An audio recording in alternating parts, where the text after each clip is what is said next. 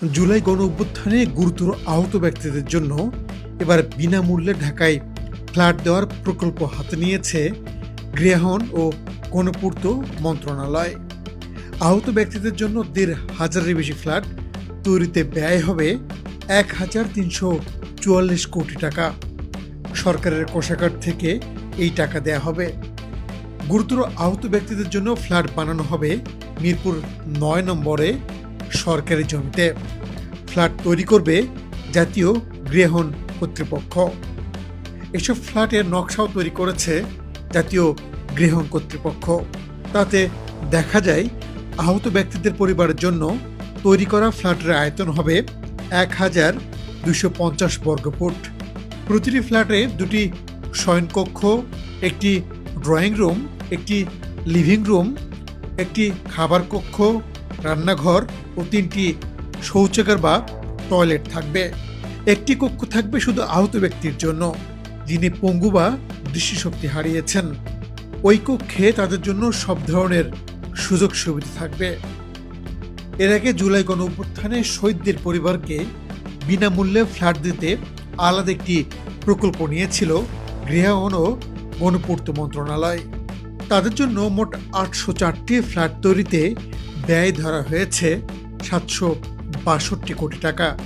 প্রতিটি ফ্ল্যাটের আয়তন হবে ১,৩৫৫ বর্গফুট। রাজধানীর মিরপুর ১৪ নম্বরে সরকারি জমিতে শহীদ পরিবারগুলোর জন্য ফ্ল্যাট নির্মাণ করা হবে। ভবন নির্মাণে ৪ বছর সময় লাগবে। আহতদের কারা ফ্ল্যাট পাবেন সেটি পরে নির্ধারিত হবে। আহত ব্যক্তিদের ভয়াবহতা অনুসারে ফ্ল্যাট দেয়া হবে। জাতীয় গৃহায়ন কর্তৃপক্ষের কর্মকর্তারা আশা করছেন চলতি মাসে জুলাই অভ্যুত্থানে শহীদ ও আহত ব্যক্তিদের জন্য আলাদা ২টি প্রকল্প জাতীয় অর্থনৈতিক পরিষদের নির্বাহী কমিটির সভায় অনুমোদন পাবে। এ ২টি প্রকল্পই ২০২৯ সালে শেষ হবে।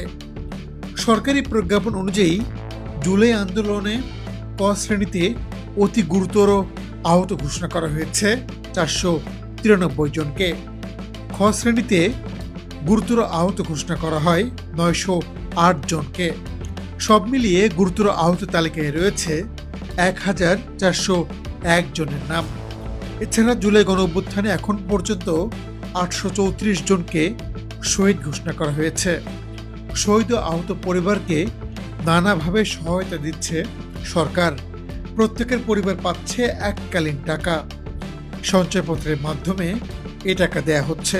এছাড়া প্রতি মাসে শহীদ ও আহত ব্যক্তিদের পরিবারকে ভাতা দেয়া হচ্ছে। এবার তাদের জন্য ফ্ল্যাট নির্মাণের উদ্যোগ নেওয়া হলো।